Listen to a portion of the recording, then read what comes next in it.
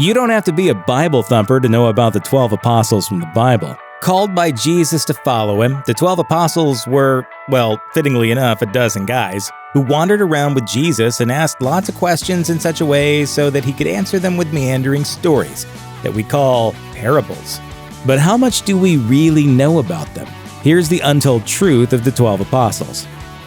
Probably the most famous of the 12 apostles, arguably Jesus' number one guy, is Simon, better known by the rad nickname Jesus gave him, Peter.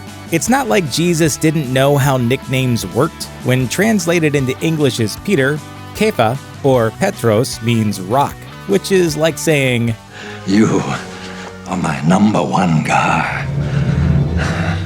Peter is the focus of a number of famous stories in the canonical Gospels, perhaps most notably the episode in which he briefly walks on water, the time he denied knowing Jesus 3 times, and the time he cut off a dude's ear. Following the ascension of Christ, Peter became the first leader of the early church. For Catholics, he's the first pope, and he's supposedly buried in the Vatican.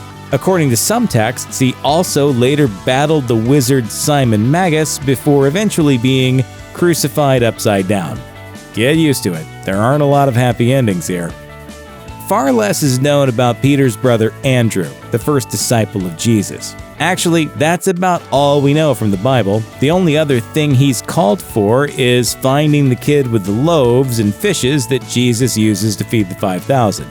Outside of canon, however, the Acts of Andrew tells us that Andrew went on to perform great deeds, including raising the dead, magically defeating entire armies by himself, escaping wild animals, and rescuing a fellow apostle from cannibals. According to tradition, he was crucified on an X-shaped cross, just like Wolverine. But despite the association with Logan, X-shaped crosses, like the one found on the Scottish flag, are actually called a St. Andrew's cross.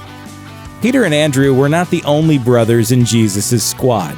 Even better known as a pair are James and John, who are also known by the incredibly dope nickname Sons of Thunder, presumably because of their short tempers.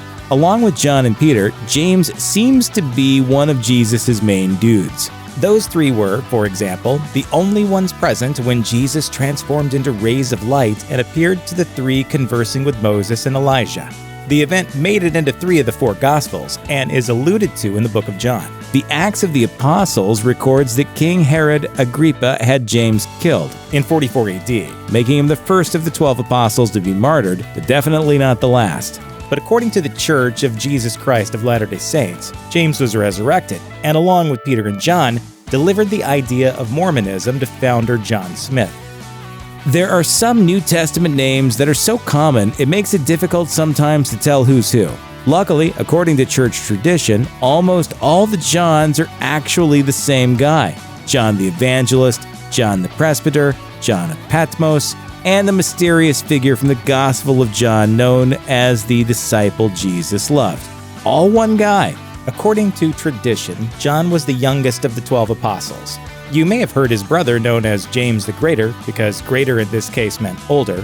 Obviously, if we counted by nicknames, John would certainly be greater. He managed to outlive all the others despite the non-canonical Acts of John listing all sorts of crazy adventures, like raising a married couple from the dead and destroying an altar of Artemis with mind bullets. That's telekinesis, Kyle!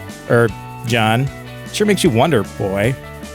Philip is mentioned in the Bible as being from Peter and Andrew's hometown. Like Andrew, he also shows up in the parable of the loaves and fishes when he mistakenly says they can't afford to feed the masses. Whoops! And then, that's it. Fortunately, the Acts of Philip, which was written centuries later, helps to fill in some blanks. In it, Philip travels to Greece, Phrygia, and Syria.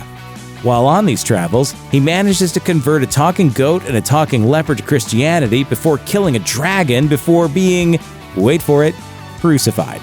A lot of that going around. Of course, those stories, and many like it, are from what's called the Gnostic Gospels. That's a nice way of saying, wow, these stories are exciting, and additionally, they likely never happened. But he killed a dragon!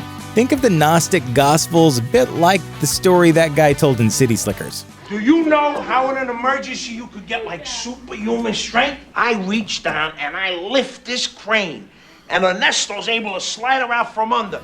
Philip's best friend was Bartholomew, and the fact that the two were BFFs is about the only thing we know of Bartholomew from the Bible.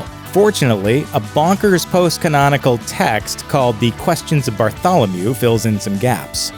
It shows Bart questioning Jesus and getting answers that involve Jesus peeling back the ground like a blanket to open a portal to hell and summoning Satan.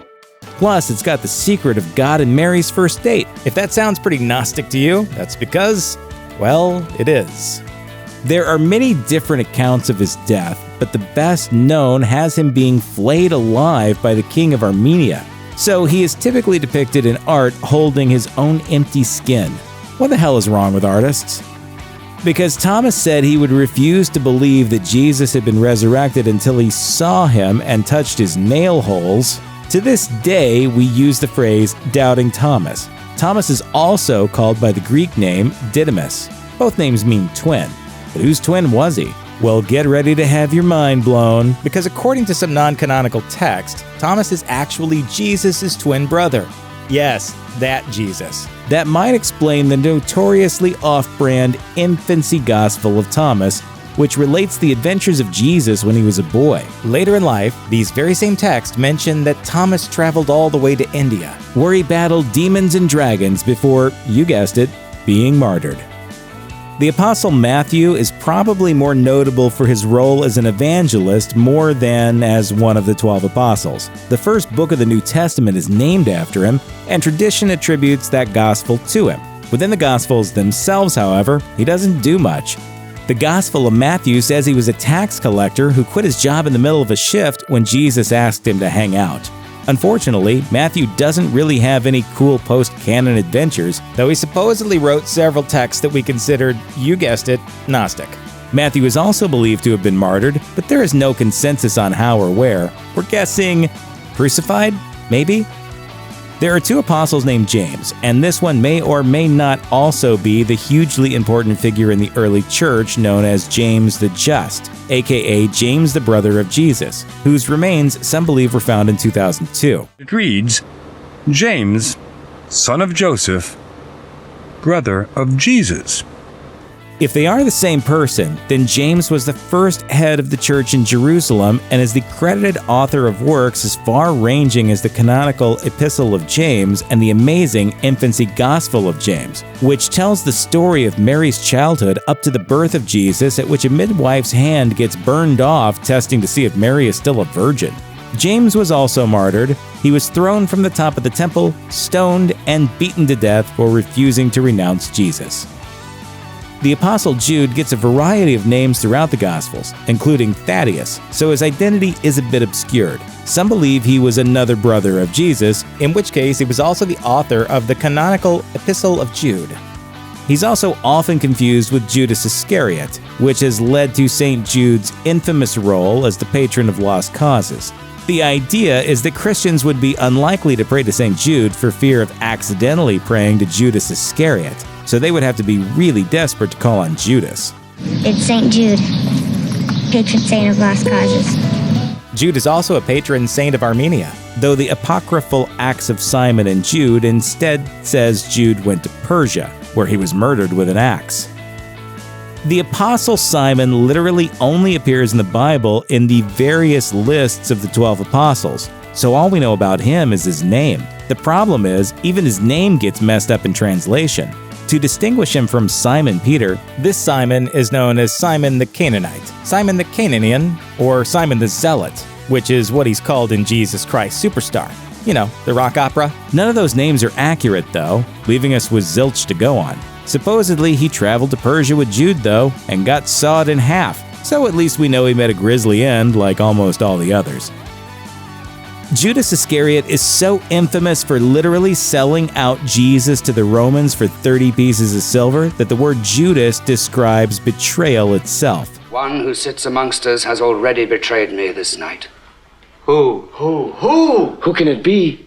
Judas! Do you want a beverage? Matthew says Judas regretted his betrayal and hanged himself, while the Acts of the Apostles says he used the silver to buy a field where he tripped and then exploded like a blood gusher. However, in the 1970s, the Gospel of Judas, which had been lost for over 1,700 years, was found, and it tells a very different story.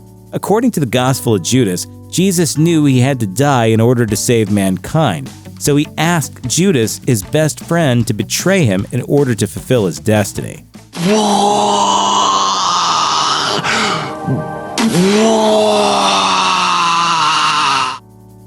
Check out one of our newest videos right here. Plus, even more grunge videos about your favorite Bible stories are coming soon. Subscribe to our YouTube channel and hit the bell so you don't miss a single one.